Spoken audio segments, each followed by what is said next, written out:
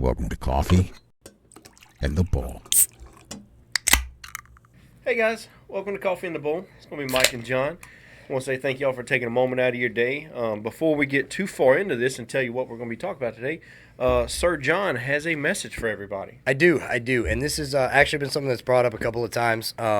If you catch me coughing or whatever, or if you've seen the last previous episodes, me hacking up a lung or everything, I found out recently that I have pneumonia. So, guys, go to the doctor. Like, not rocket science. I know we all think the same thing, that we're invincible, we're going to take over-the-counter medicine, we're going to be just fine. To be fair, he whined about it long enough. I did. I cried a lot. 6 weeks, I just was downing, like, shots at the bar of just... not the real bar. Not a real bar, but of cough medicine, just trying to suppress it, thinking, I just got the crap the kids brought home from school. Lo and behold, I had pneumonia, and it put me in the hospital. So... Go to the doctor. The doctor, when I got there, I don't keep track. I hadn't been to the doctor in 5 years.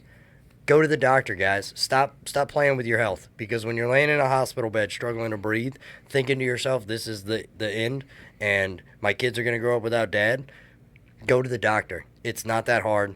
Go to the damn doctor. That's all. Okay. So since he's done whining and complaining, such a jerk. We're no compassion. We're going to start off today with, today our episode is going to be greater than time and a half. And for a lot of guys, that phrase is a big deal. Time and a half. It's when you've done your 40 hours worth of work and now it's time to log that extra time. Catch that overtime, and that's what unfortunately, a lot of guys. That's their Christmas fun. That's some of them even that's their eating fun because whether it be child support or bills or just whatever's hanging in the balance, that overtime is what carries them away to the next paycheck. And look, I know we didn't do it. Mike's usually the one that throws this out there, but the disclaimer to this video is going to be, number one, we're not saying screw your job. We're not saying screw your family. We're not saying any of that.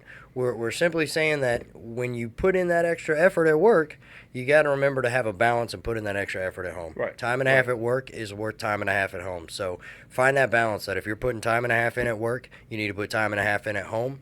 And that's kind of the road we're going down today to make that balance. So before I was super rudely interrupted. That was not rude. It's overtime is going to be something that a lot of guys I'm deal feeling with, froggy tonight. I want you to know that. I'm feeling froggy tonight. Yeah. Like it's going to be interesting. It's one of the things where it's a common thing. Everybody does it. Whether you want to or not. You got people who are on salary. They work more than their maybe contracted hours or whatever.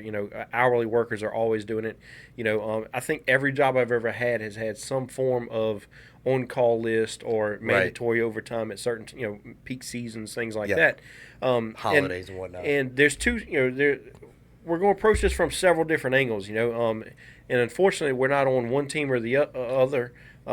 We understand a lot of it from different standpoints. I was a business owner at one point, so I understood. Hey, sometimes it sucks, and you've got to log the time. As much as I want to be at home with the family, I've got to take it. I've got to get this job done. Because you don't get the job done, you don't get paid, which means employees don't get paid.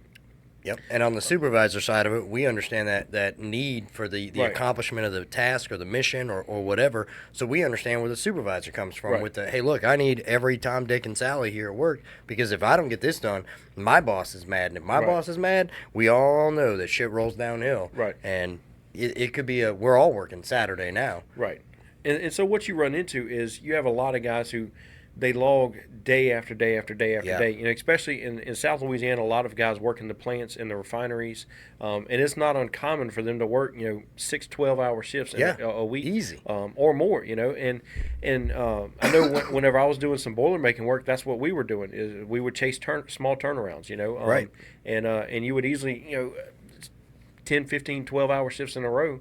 Or whatever the OSHA limit is, we'd hit it and you'd take a rest day, and then you'd be right back at it. Yeah. And it's fine for about a week and a half, and then about week, the second week is when you're a potato by the end of it. Fatigue, like you've got dying, you're not thinking straight. You're struggling with things that normally you wouldn't struggle with.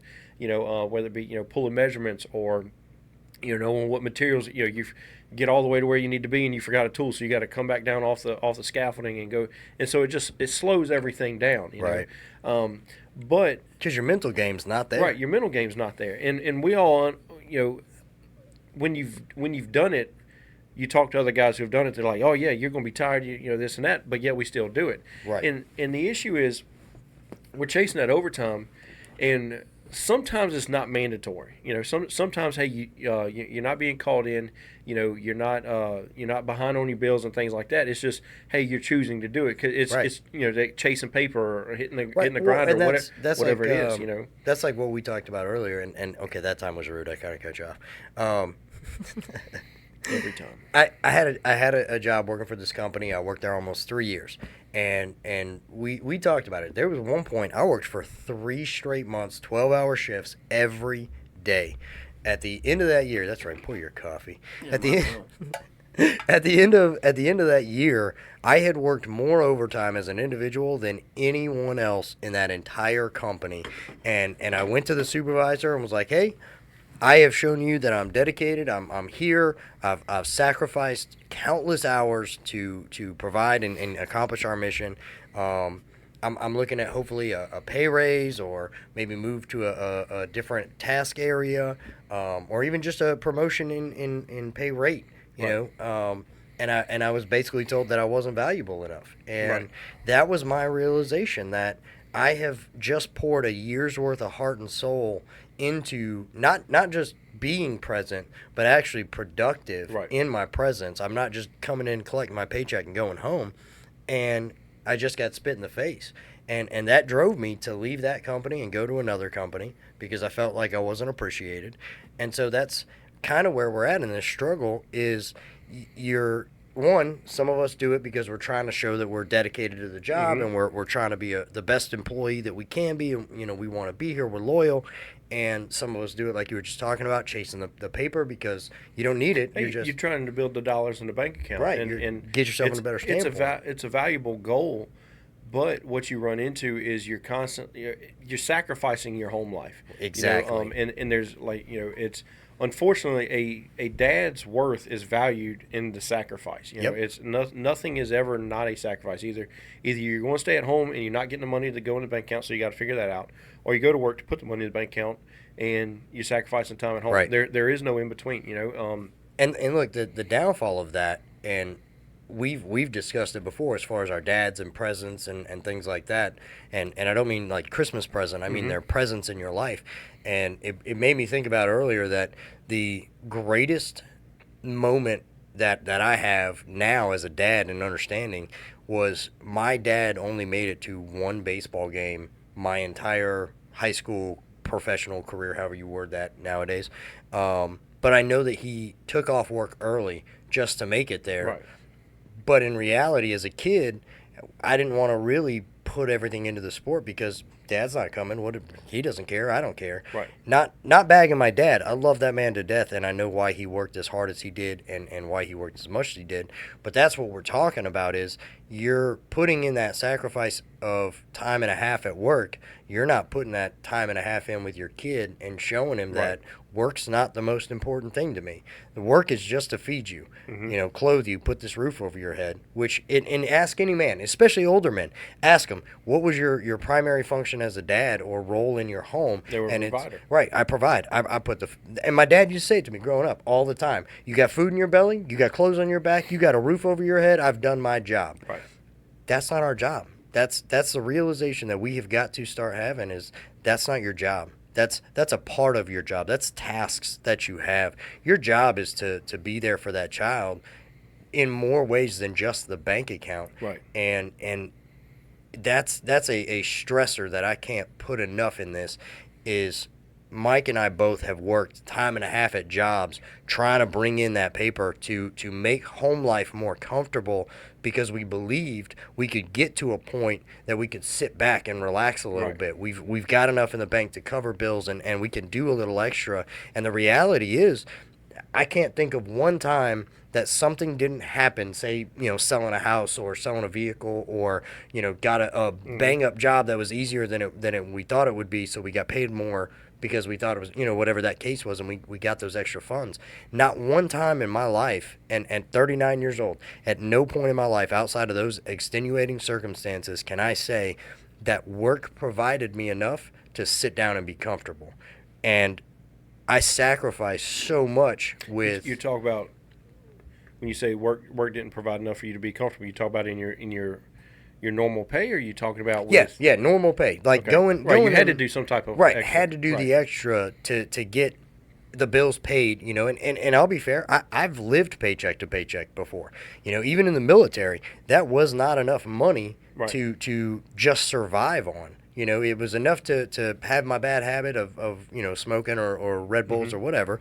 But the reality is the extra that we put in isn't always enough to cover it, and so you're sacrificing those moments with those children. Right. And like my son, we just had the worst field trip I've ever been on in my life. Whoever's idea was elementary kids in a high school auditorium watching a high school reenactment of The Little Mermaid. Stop. You are fired from ever making field trip plans.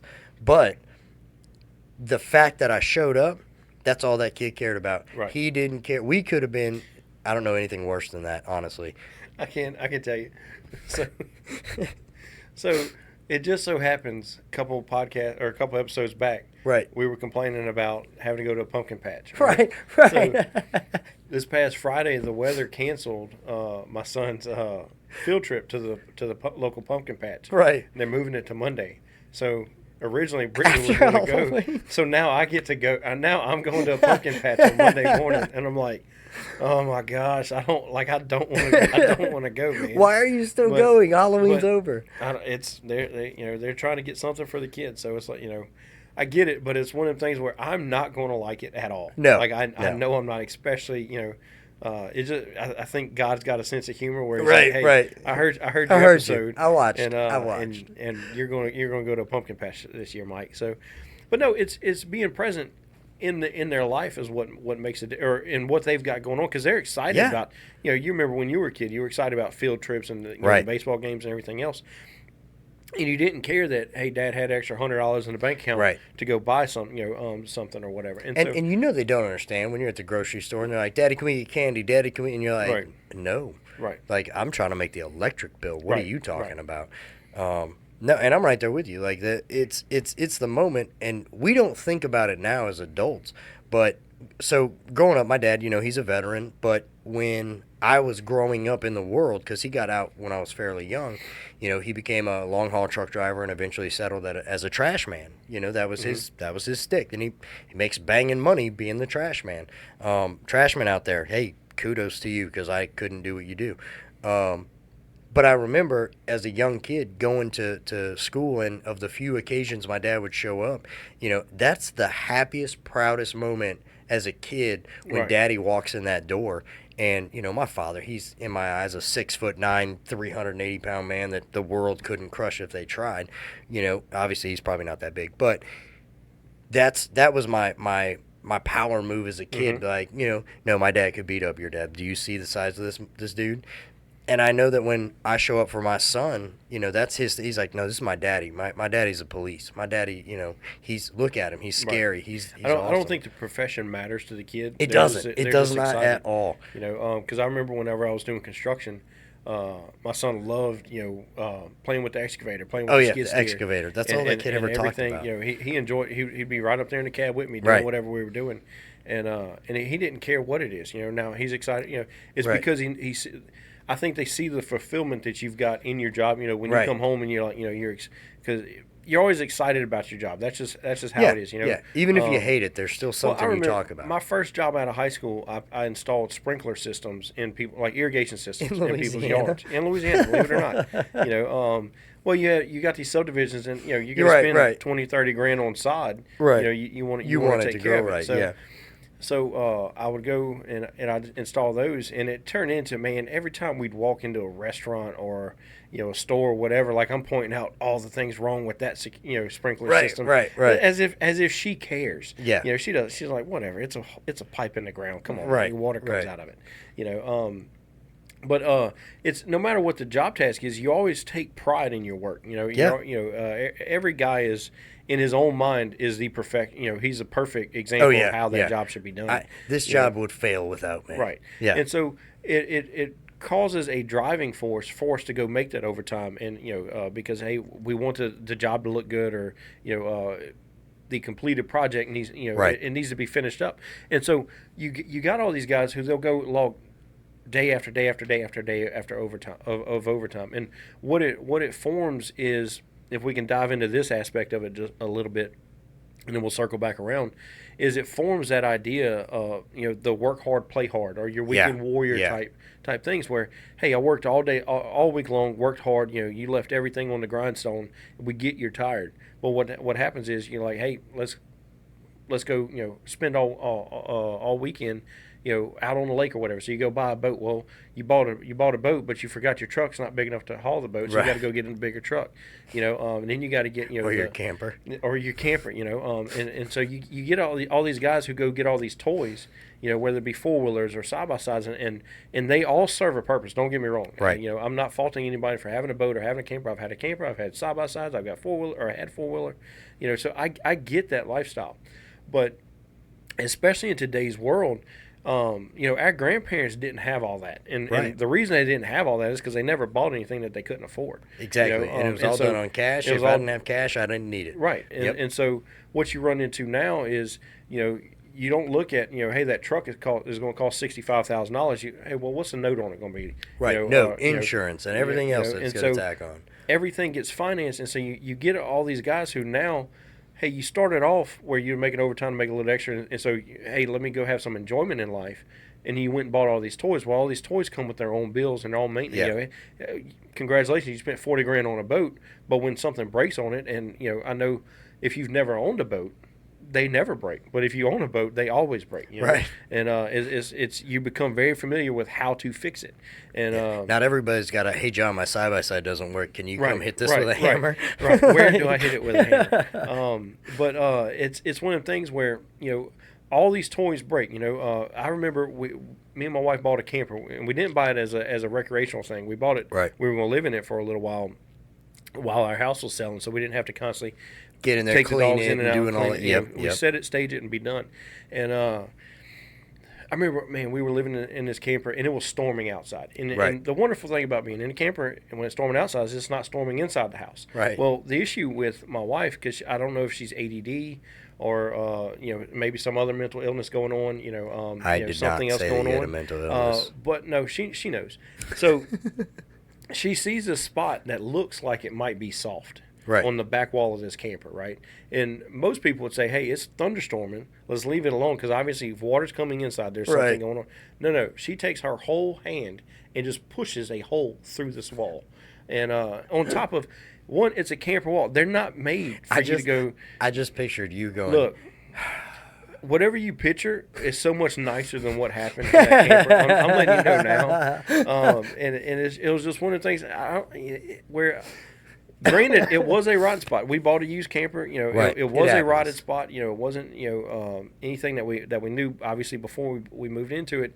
But it's like, I get there's a problem, but hey, maybe in the middle of the miniature hurricane we have going on outside, that's not the time. We don't need to exacerbate to create a hole in a little bit of water over there is fine. We'll take care of it whenever it finishes. But you have all these expenses come up, like with a camper. It's you get rotted spots. You got to fix the roof. You got to do slide outs go out and all this other stuff. With boats, the motor burns up. You hit something or whatever happens, and they all come with bills. And so now, where you were chasing overtime just to make ends or to buy the extra things, now you're doing it to make ends meet because you got to pay that note. If you don't pay the note, your credit score is going to go down. Yeah. And now the bill collectors are calling and. The last place you want to be is ending a phone call with a bill collector as you're walking into the house to your wife who needs money to go get groceries. And it's it adds a lot of stress. And it started off with, hey, I'm gonna go, let me go work a couple extra days of overtime so then I can put the down payment on the boat or whatever it is. And it just goes downhill. And I think we are our worst enemy with that because we're not valuing or we're not acknowledging the fact, hey, you spent that time and a half or all those hours at work, and that time and a half away from your family now is going to cause a lot more stress, and it's going to cause more issues at home. Well, and I think the reality of it is that we as men, we don't put the value in it. And what I mean by that is not a jab at dudes, okay? But as guys, we prioritize differently than what other people, other women, would prioritize it as. And what I mean by that is, and I think this is where that stick comes that men aren't nurturing, because in the totality of things, is we look at, I've got to keep a roof over everybody's head, I've got to keep everybody fed, and I've got to keep everybody clothed. We're negating the priority of, because like the pumpkin patch, we don't want to go. We know it's going to be miserable. We think it's going to be a terrible time. We're not putting the value back into the relationships that are at home, because we're trying to boost our value elsewhere. Right. Not because work's more important, but because I know if I walk in the house and I don't have a significant other, I probably had one at some point and ruined that possibility.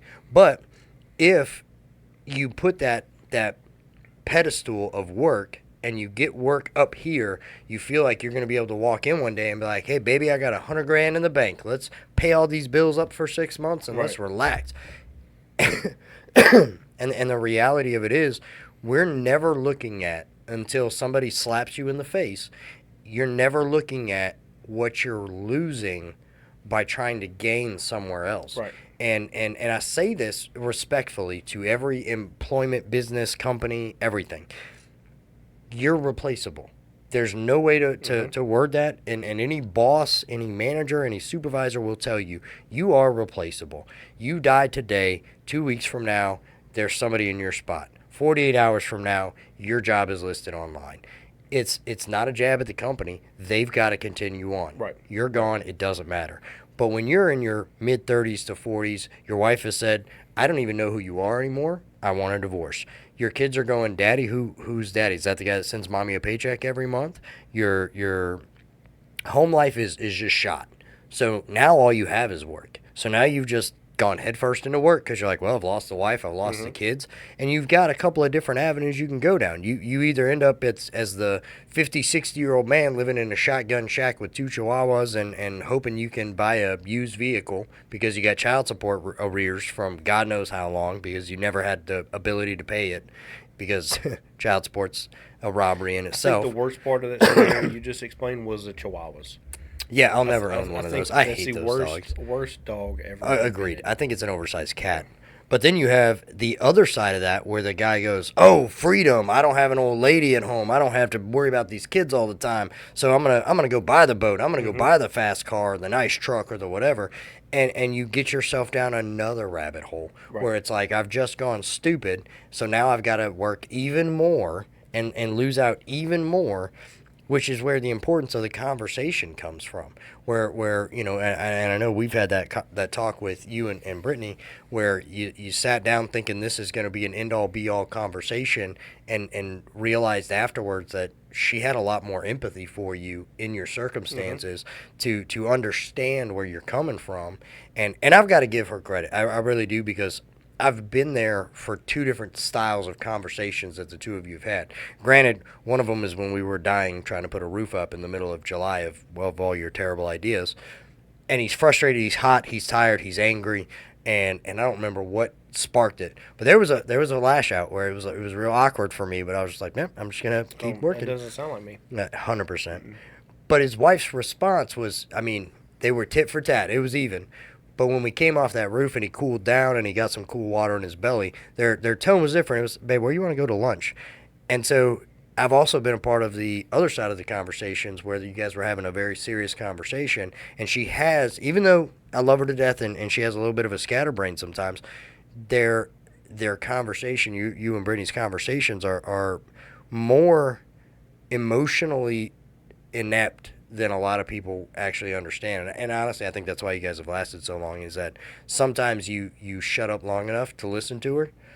You give me the look about, this is the dumbest. I don't know if you know what inept means. It's okay, so I'm gonna call her out.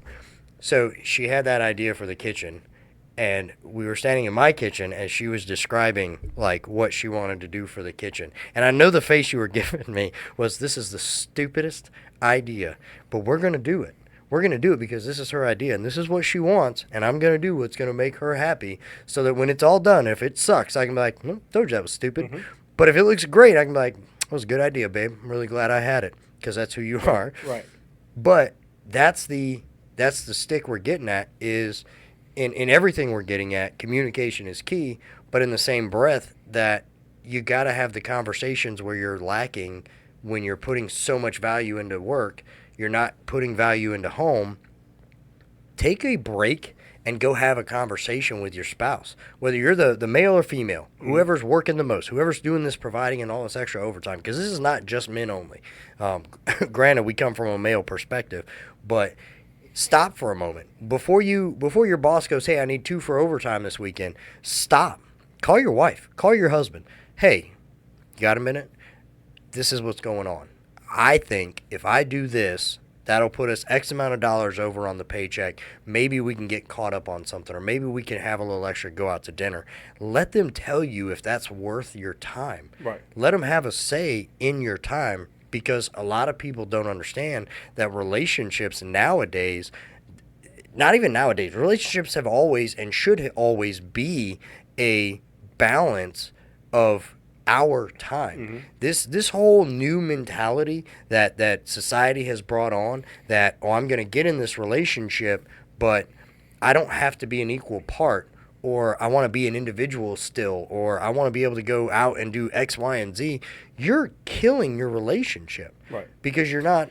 And we're going down a rabbit hole. I apologize, but you're not having an open communication with your spouse who's killing themselves at work. Well, again, it goes into the argument that I've had several times, because I don't learn the first 17 times. Fact. Is I would, hey, I need 2 for overtime. It wasn't mandatory. It was just they wanted just to have need 2, yeah. They had it in the budget. They want to have 2 extra people working. So I was like, yeah, sign me up. I didn't call her, didn't do anything. Well, Right. And so when surprise, I got work this weekend or whatever. Well, she had plans. Right. Now she's got to cancel them plans.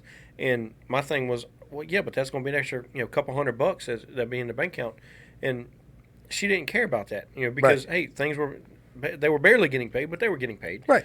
But she had plans. She had things that she wanted to do with me, and the other side of that is, so okay, you volunteer for overtime or whatever.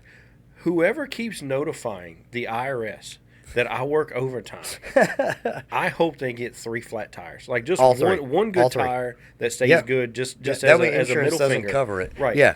But man, I remember the I hope it's not even the it driving was one of the tire. first checks that I had at I was in college. I was working at night shifts at a warehouse, and I think I went in like 3 extra days. So I'm expecting this amount, and it threw me in a new tax bracket that gave me a heart attack. Where I was like, bro, I could have just stayed home. Like 2 of these days, I could have just stayed at home, and it wouldn't have mattered, Right. And so some government official somewhere got those dollars. You're welcome. I'm gonna tag on to that. If you, because I've seen this a couple of times, and some of the stuff that Mike and I bring up is from memes or social media platforms or little videos, TikToks, things like that we've seen. And so one of the things that I keep seeing is about couples that ask their significant other for permission to go out with friends or whatever. I don't think that's a bad thing. I really don't. I don't think that messaging your significant other and saying, hey, so-and-so want to go out and do this, you good with that? I don't think that's a bad thing. Right. I really don't. I think that's a great communicative skill set to have, that you can, and every significant other I've ever had, I tell them all, I have no problem being the bad guy to your friends. Right. Like, if you don't want to go, Blame it on me. Yeah, all day. Hey, now my husband said I can't I'm do it. antisocial. That's fine. Right. You know? My husband said no, he's just not a good idea. But specifically gearing this towards wives, I'm all about if you want to make plans and go out and do stuff and everything else. I'm good with it. Call me first, all right? I don't have a significant other, but one day, hopefully, God willing, if I ever have one, call me first, because here's why. Same thing like we talked about the last episode, where I'm coming home from work and I've already planned out everything I'm going to do. If I don't have to work and I know, like, hey, I've got the next 3 days off, my 3 days are planned in my head. So if you made plans 2 days before and you didn't tell me the plans, we ain't doing it. You better come at me with a solid bribe as to why we're doing it, because I've already planned. I'm not wearing pants on this day. Right. I might put shorts on this day. Maybe I'll mow the lawn Sunday. We'll see how this goes out. So to get this back on topic. Yeah, sorry, we went went rabbit hole. Let's start looking at what mental ramifications do you think, or stress, whatever issues do you think could come up with? Let's say a guy's working 6 12-hour shifts a day. Again, that's not uncommon for where we work. Right. And whether it's voluntarily doing it, just to put money in the bank, or he's doing it, to make ends meet because he's upside down, right, and trying, drowning in debt. I noticed one of the things that we run into a lot is, at least in our line of work, is do a traffic stop, and I'm not the biggest traffic stop guy out there. I don't like writing tickets. Hate it. I never have. But it's part of the job, and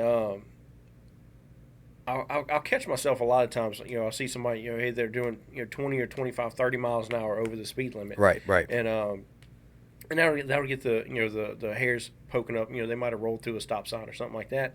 And so you go pull them over and you walk up, and it's your hey, this is the reasons I pulled you over. And I get a lot of it. Hey man, I'm just trying to make it home. And right. And that's everybody's thing is, hey, I'm just trying to make it home. I'm just trying to get to work or whatever.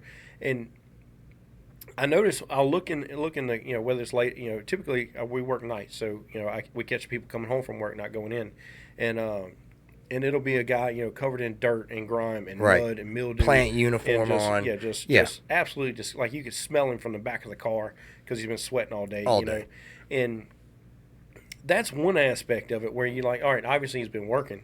But when you're talking to him and you're paying attention to body language and things like that, the way that he's wincing as he's grabbing his wallet because his neck or his back hurts, his face is just drained of everything. You see fatigue that's visible on his body, and we look at that, and typically, I'm going to be honest with you, I cut a lot of them guys' brakes because it's like I've been in that spot where hey, I'm just trying to get home. But what I found for me was when I was working hours like that, I was like, all right. If I get home 15 minutes early, because if I was driving an hour and a half to work each day, one way, and I was like, all right, uphill, if I do in the snow, in South Louisiana, but if I would speed a little bit, I could get there 15, 20 minutes early, right, and that's 15 to 20 minutes that I could take a longer shower or just relax a little bit more, and it was always about me, as far as, hey, I could rest a little bit more. I might be able to get a little bit more sleep. I could go to bed a little bit earlier, get ready for the next shift that's going to beat me in the face tomorrow. So it was always something where, just preparing for the next grueling day, that's going to take place. And it was never, let me, it'll be, let me get home early and spend, maybe cook dinner today or whatever, help her out.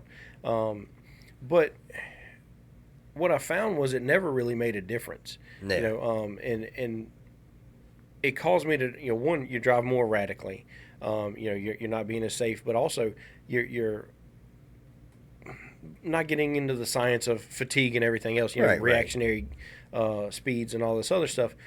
You're just not on point. Like we talked about in the beginning of the episode was, hey, you're tired and everything. Simple tasks are more difficult. Driving's the same way. So you're sitting here trying to fly home because you want to be home and you're tired. I get it. I 100% I understand it. But at the same time, you're becoming a safety issue to, one, yourself, and to two, everybody else on the road. Right. But also your family needs you to get at home. And that's one of the things I learned in law enforcement. And right in the beginning, still green as grass. I'm gonna go. Between me and this can-do attitude, we'll be like Wyatt Earp and save the world. Right. Captain America might come get an autograph or something like that. It was you got this misconception that, hey, you become a cop, you drive fast, get to the call, save the world, right? Right. And you see with the newer guys where they always get counseled or coached or written up or whatever that machismo for driving like an absolute jackass. Right. It's, hey, somebody stubbed their toe, let me go lights and sirens at 95 miles an hour down through the school zone. Residential school zone. And when I first started, one of the older guys pulled me to the side. He said, "Look," he said, "you can't help if you don't make it there.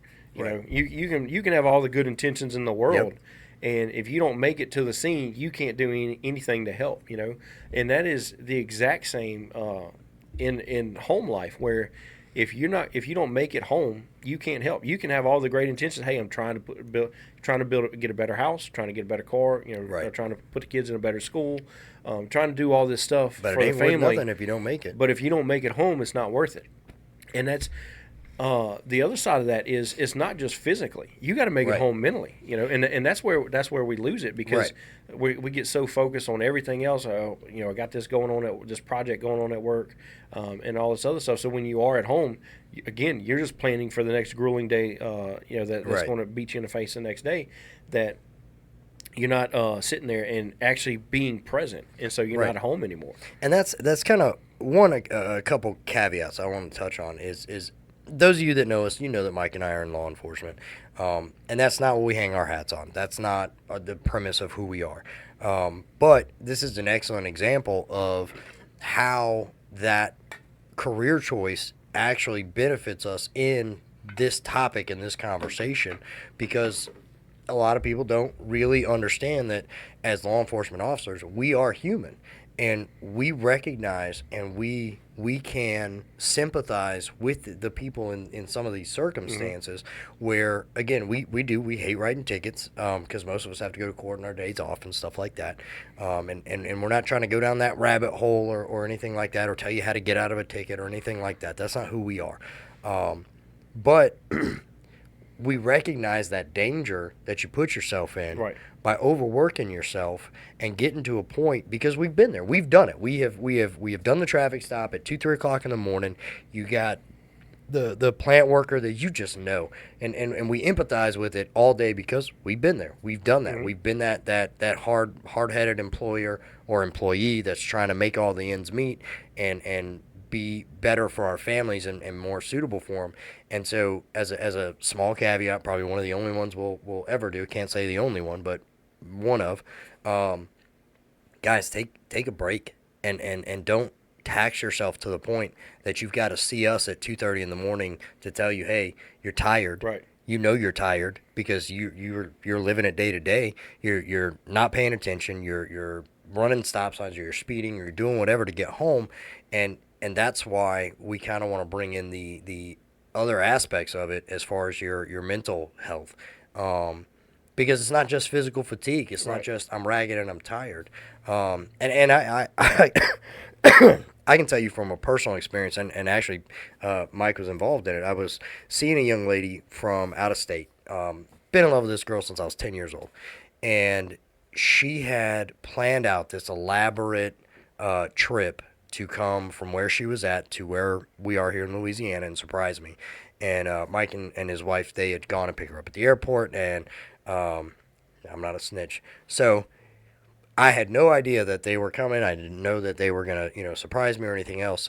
I was so exhausted with work and everything else. I'd worked, I think I was on like an 8-day stretch at that point. I don't know. You were doing a lot of whining, so that sounds about right. Yeah, I was tired. I was beat down, and when she walked in the door with this big elaborate surprise, and you got to understand, like, this girl had flown all day and had been trying to deceive me. Now I knew something was up, I just didn't know to the extent.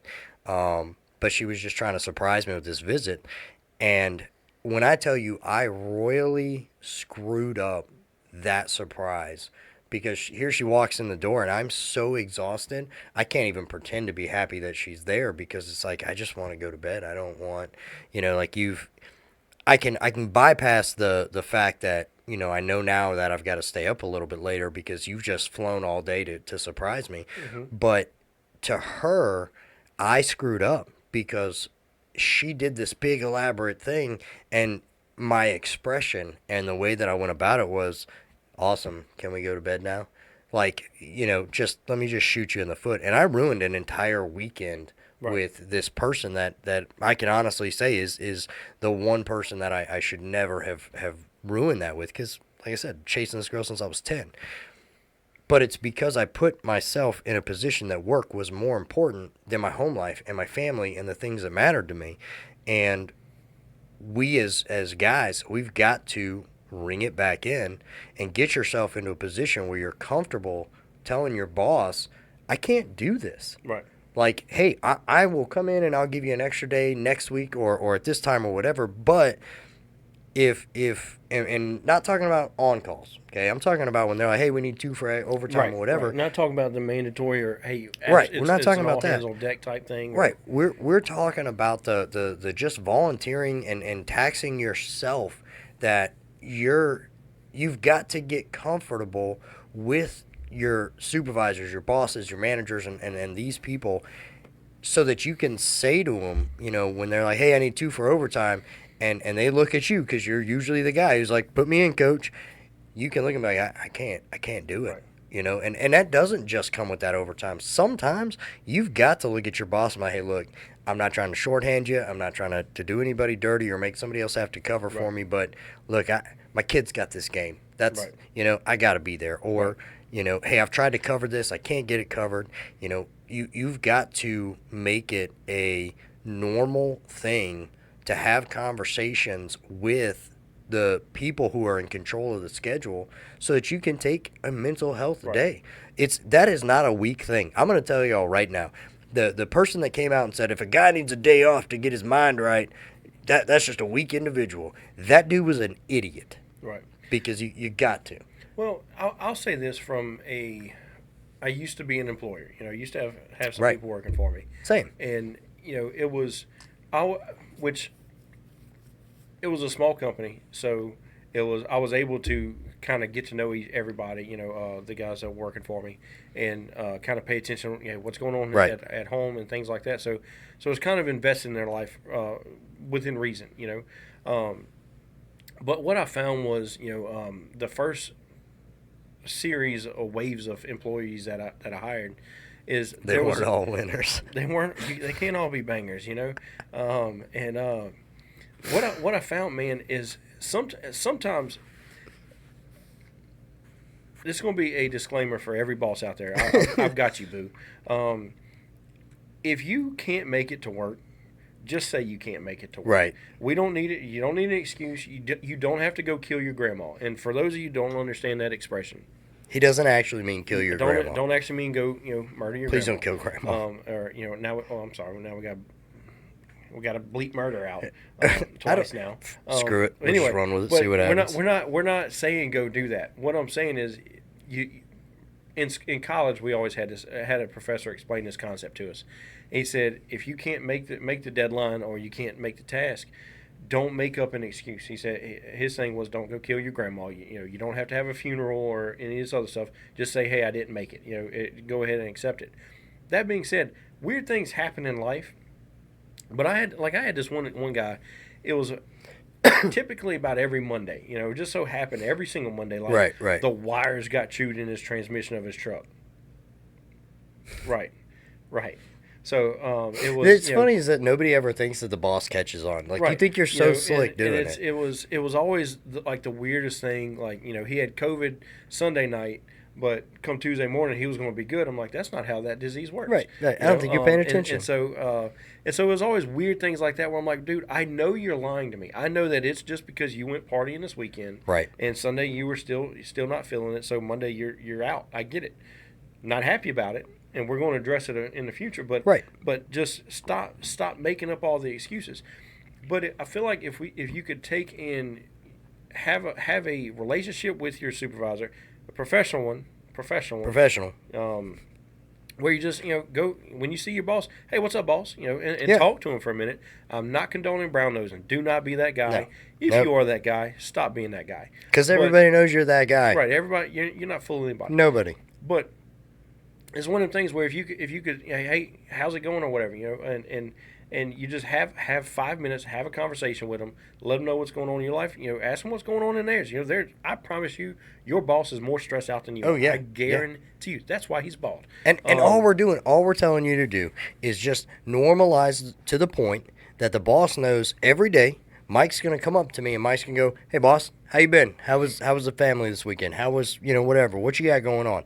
You're not brown nosing. You're not going, hey, what can I do to get better? What can I do? All you're doing is building a communicative relationship with your boss so that the day you have a problem, you can go to that boss because now he's going to wonder the day you don't come talk to him. Right. And he's going to come find you and be like, Mike, why didn't you come say hi to me today? You something up?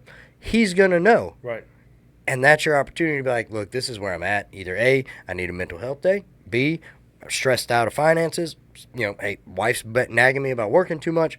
Kids got games coming up, or whatever the case may be. This is your door. This is your opportunity to have some honest, open conversation and be real with your boss. It will alleviate some of the stress at work too. Right, You right. know, because I know that one of the things that I can't stand is when you got the same people calling in sick every single day, Right. or every other week. Where it's like, bro, if you work one solid week in the year, we'll be surprised. Yeah, You know, everybody. Because I can't see, like, super hospital patients don't get sick that often. Right, right. And so The hypochondriac doesn't even know what ailment right. you got. And so it's one of the things where I think that we go from one end of the spectrum to the other. You got guys who never show up to work, and you got guys who are just always there. And I don't think each one of them has their spot. Like, hey, taking a day off has its spot, you know, but Right. you can't overdo it. The same thing with overtime is, you know, it's got its point, or it's got Right. its purpose, and it helps out.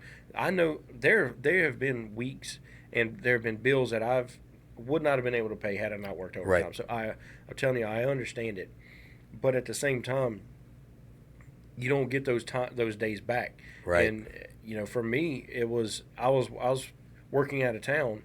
You know, I'd stay gone a week. You know, sometimes 2 weeks in a row, and I've got a toddler at the house. Yeah. You know, that's the most and granted, I've got a great relationship with my son. You know, he loves me to death, and you know, been there as much as I possibly could, but I sacrificed a year of my life working out of town and doing all this work, trying to get ahead, and it wound up not amounting to anything. You know, Right. The business failed. You know, and everything else, and it was like, all right, well, the promises that I made, you know, hey, I'm doing this for us, it'll be better, you know, and all this other stuff, that went out the window. And so Right. now it's in a not rebuilding phase, but now had to take a step back.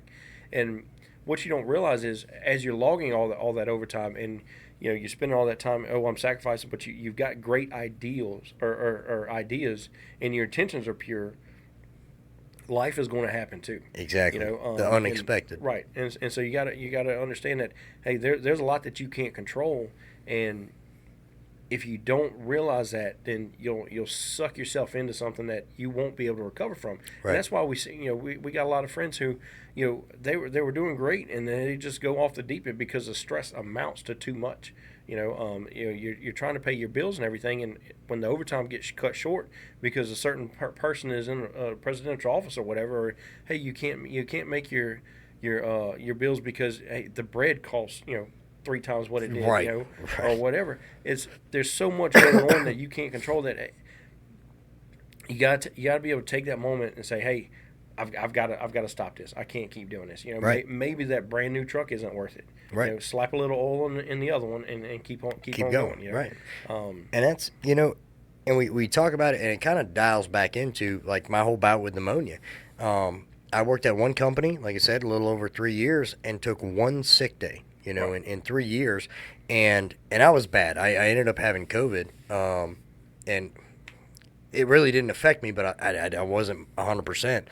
And I remember taking a Thursday off. I lie, I took a Wednesday off, and Wednesday night, I wasn't any better. I'd taken the cough medicine and everything else. Hadn't been, you know, gone to the hospital or anything. And I remember, this was 5 years ago, because that's when I went to the doctor.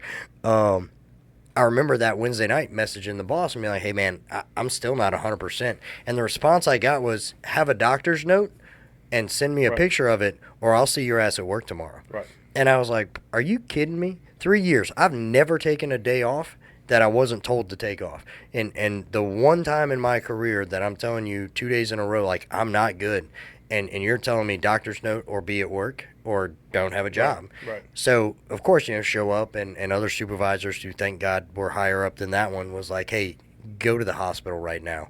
You're not okay. You don't look good. You don't sound good. This is not the 100% guy that I'm used to. Go to the doctor right now. And now, working where I work now, I remember just calling my boss like, hey, I'm not feeling 100%. I'm going to go get checked Right. out. I'm just giving you a heads up in case something crazy happens. But because you don't want your boss to be last minute trying to find somebody to cover your shift. And my boss like, no. You take the day off. Right. And I will get you covered. I've got your back. And if it ends up being worse, I got you tomorrow too. And that's the reality of having open conversations with your bosses, because I have a good relationship with my boss now that I can call him up and joke with him. He can call me up when I screw up and say, hey, you're an idiot. You screwed this up. Right. And he can call me up when I do a good job and say, hey, man, you banged this one out of the park. This was awesome. But now I know I'm in a good spot where I can say, hey, I'm not feeling 100%. And he knows, even though I haven't even worked for him for a year yet, he knows, like, I'm going to show up. I'm going to do everything in my power to be there, and may not always be 100%, may not be the best job I can do, but I'm going to show up, and I'm going to handle my job. But he's also a dad. He's also, home life and everything else, and he supports that. And he's, a good boss for all expensive terms. It's a nice thing I'll ever say about you, since we're going to watch this podcast episode.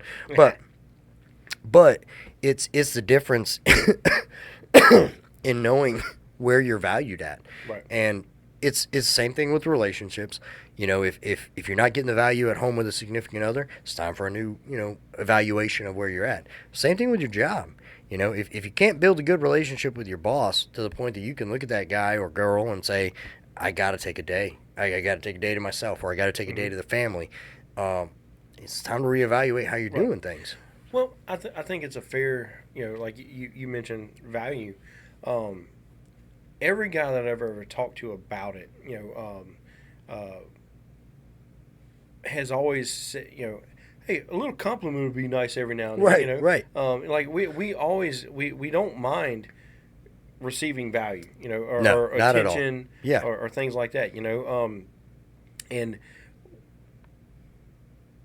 if you go at home, or if you go home and you don't feel like you're valued at home, right? That's going to make you not want to go home. Right. So in the same sense, like that makes sense to us. It's a very simple philosophy. It's not all that scientific. But on the flip side of that, if when you come home your wife doesn't feel valued by you, right, or your kids don't feel valued by you, they're not going to want to be around you. That's just common sense. So, I know a lot of guys, they complain, oh, my son's I'm going to be home. He's just going to be playing video games or whatever. Right. Okay, well, go find a way to, to 110% get into his life. Right.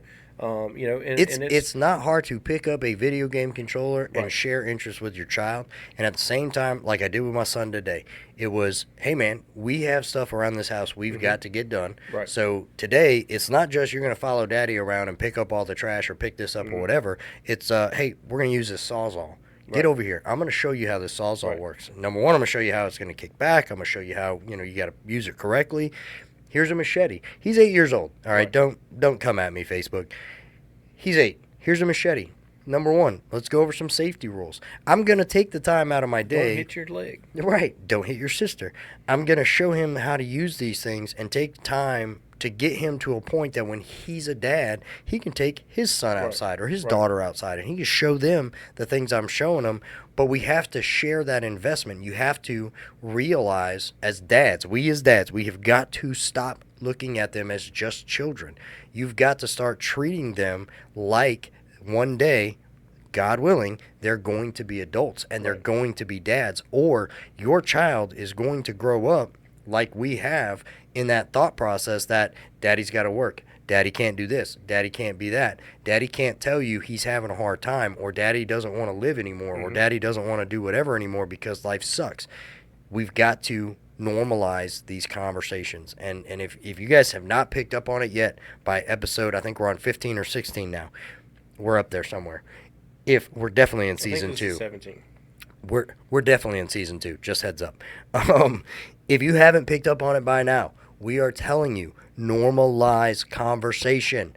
Go have conversations. Start with your significant other. Start with your best friend. Sit down with your child. Don't tell your child all the dark things. Talk to them. Let them know that you're a person that they can rely on. Because I'm telling you right now, I love my father to death. When my life gets hard, I don't call my father. I don't. Because I know that he is not geared to have that open conversation with me.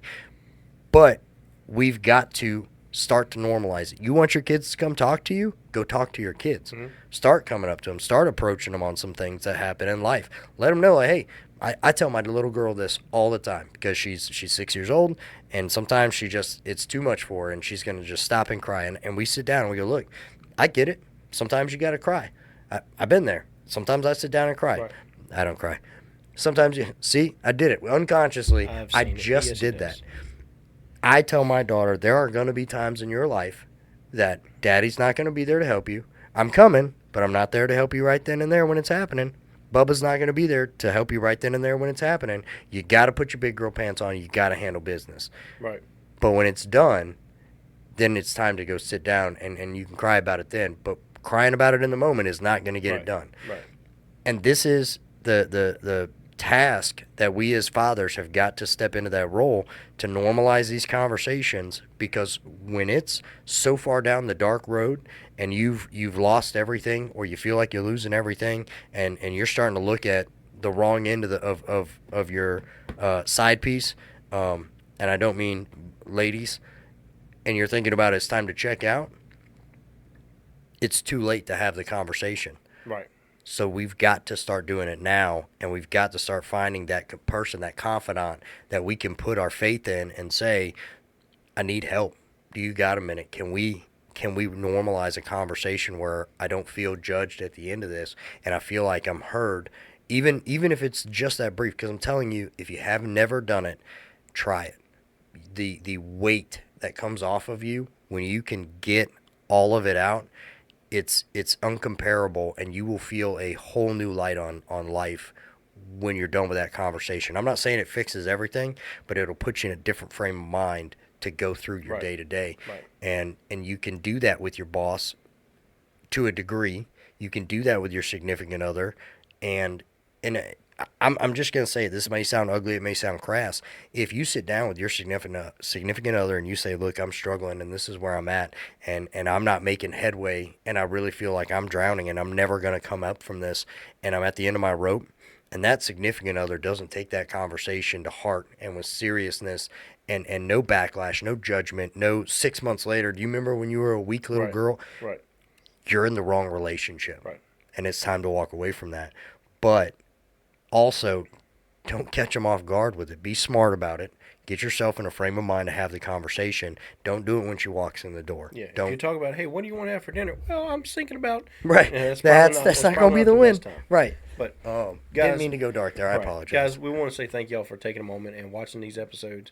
We want to thank you for all the support you've given us. You know, this is definitely something that we did not anticipate going the way that it has. We've gotten a lot of support from our friends, from strangers, from people at work. You know, it's been a phenomenal adventure. And I'll tell you right now, it has changed our our thought processes and the way that we do things at work, in our personal lives. It has completely changed our own frames of mind. And so that's why we believe so strongly in it, and the messages that we're putting out, and trying to keep it as real and uncut as possible. Well, just genuine. You know, genuine, that's the main thing, is just being genuine. But guys, take a moment, send us an email, coffeeandthebull@yahoo.com. Hit the like button, subscribe, share, follow, comment, whatever it is. Send us a snail mail. Well, I don't think we have our address posted. We don't. But we are on every single possible platform that you can imagine. We are on the top 5 right now. We are on YouTube. We're on Spotify. We are on Apple Music. We are on Amazon Music, and we are also on iHeartRadio now. And you got can the Instagram, the TikToks, Facebook. Yeah, we are there. You can find us. You can share us. Hit us at that email, coffeeandthebull@yahoo.com. I promise you, we are looking forward to an email. We've only gotten one from Gina, what's her name? Gina, whatever the made-up last name was. We get text messages all the time from people that know us personally. We catch a few Facebook messages. Blow us up. We would love to hear from everybody. If you don't like the way I look, I'm sorry, I'm ugly. But, hey, want to know where we got these sweet shirts, sweet hat? Hit us up. we can do all of that stuff if you guys just reach out to us. And I promise you, you will get response back. It won't be from somebody we paid. It'll be from us. Right. Everything is us. So hit us up. Give us a holler. Tell us what you like, what you don't like, what you want to hear, what you don't want to hear anymore. I can't help that Mike cusses like a sailor, but he's working on it. Well, for now, toodaloo. So stupid.